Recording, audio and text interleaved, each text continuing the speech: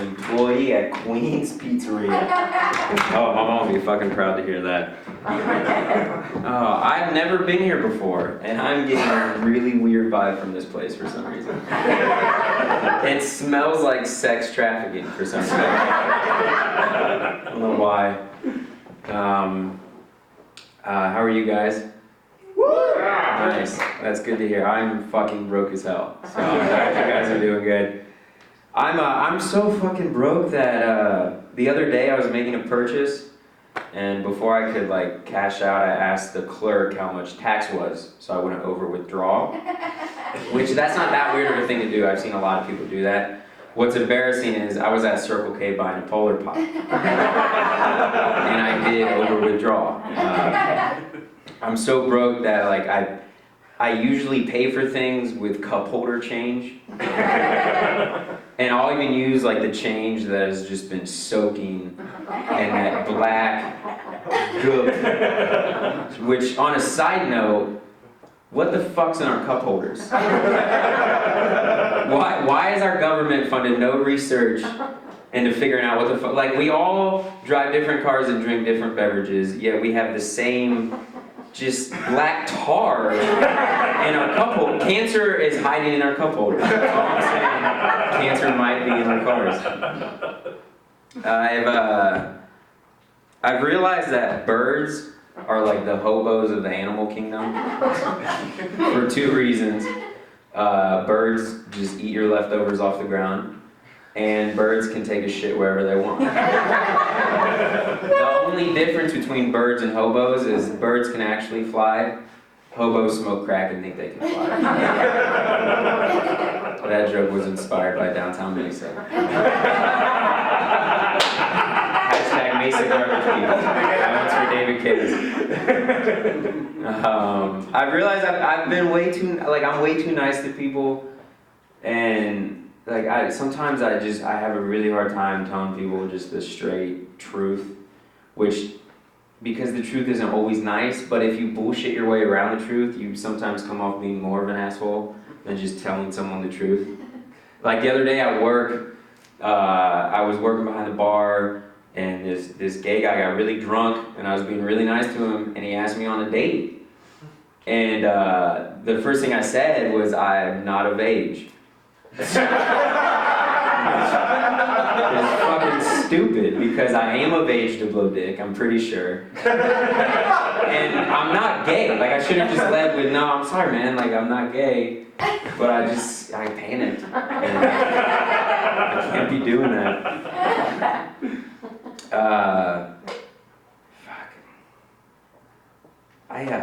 There's just, I'm not gonna get political, don't worry, but I don't know why, just like in the past 2 months, shitty people are just multiplying. Like at work, I walked up some dude and I was like, do you want food? And he was like, yeah. And I was like, what do you want? And he's like, you know what I want? I want to know why society's forcing me to be gay and Muslim. And I was like, I'm sorry, sir, we don't serve steak and potatoes here. So.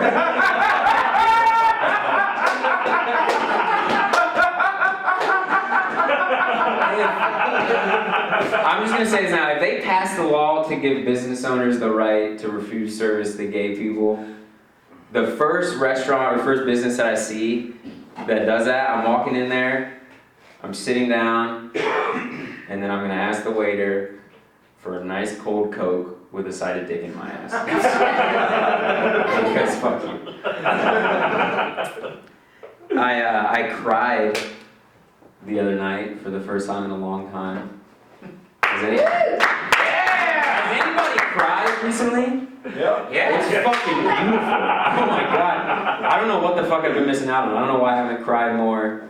I don't even want to smoke weed anymore. Like, I don't even like, I can just cry and it get me high. Like, the amount of physical and emotional release I got was fucking amazing. And like, I know people get made fun of when they cry during sex. But I'm pretty sure if I cried as I came, I would just immediately float off into the heavens. God would be there like, welcome to heaven, pussy. fucking cried your way here, just like the rest of the Jews.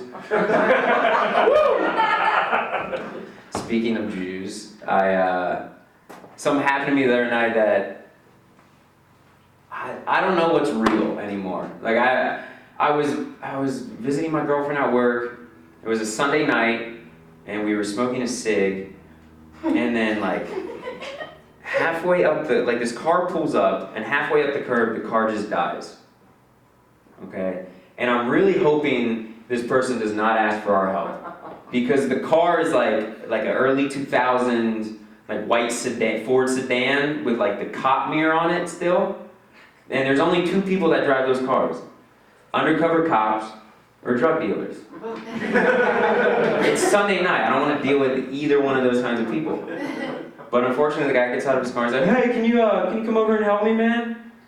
And so me and my girlfriend fucking walk over there, and he's like in the car halfway out, like steering it, and me and my girlfriend are trying our hardest to push this fucking car up the curb, but it's me and my girlfriend. It's me and my girlfriend, so the car is fucking going nowhere. So this guy's like, I gotta fucking help him. So he gets out, and he's shirtless. And the first thing I see is he has a huge swastika and white power tattooed on his chest. And I'm pushing his car. And I'm a fucking Jew. Like, this is fucking crazy. And the first thing that came to my mind is just don't make eye contact. Don't let him know you're a Jew. Just get his car parked and go on with your night. So we fucking push his car up, we get it parked, and I was like, not making eye contact. I'm like, thank you, man. Or I'm sorry, man. Like, I'm glad we could help you out. He's like, yeah, thanks, man. Like, do you have an extra cig on you? And I was like, no, that was my last one. Which was a fucking lie. I had a full pack of cigs in the car. But I didn't lie to him because I was scared. I lied to him because I was a cheap Jew and I didn't want to give him a fucking cigarette. And immediately I was like, fuck!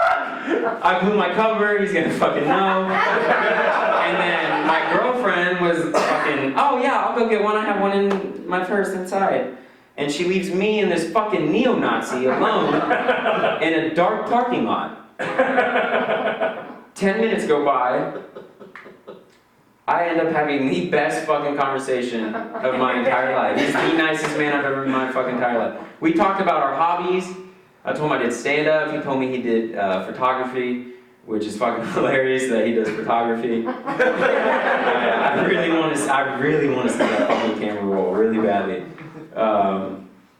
And then, as I was like about to leave, a part of me wanted to tell him I was Jewish really bad. But another part of me really did not want to be a human s'more at a bonfire. So I was like, eh. So I told him, have a good night, man. Get home safe. He says the same to you. Nice to meet you. And then I get my car, and then it's like my mom somehow was in my car. Not literally, but emotionally my mom was there. So, like, I just rolled down the window and I was like, Mazel tov, motherfucker! I drove off. And I hope he died, but, like, I hope peacefully, you know, he was nice. Chase, you were talking about gun laws and shit. And, yeah, like, fucking, I like, whatever, if you want to have a gun, I don't care. But, like, I saw something where, like, I kind of drew the line. Like, I was in Macy's the other day, and Macy's is the last fucking place you expect to see a strap, and a woman walked in with a baby on one hip and a fucking gun on the other hip. And that's where I draw my line, guys. Like, and everybody gets mad, like, oh, she's got to protect her baby, like, but like, do you know who's more dangerous than gangsters? Moms with fucking road rage. You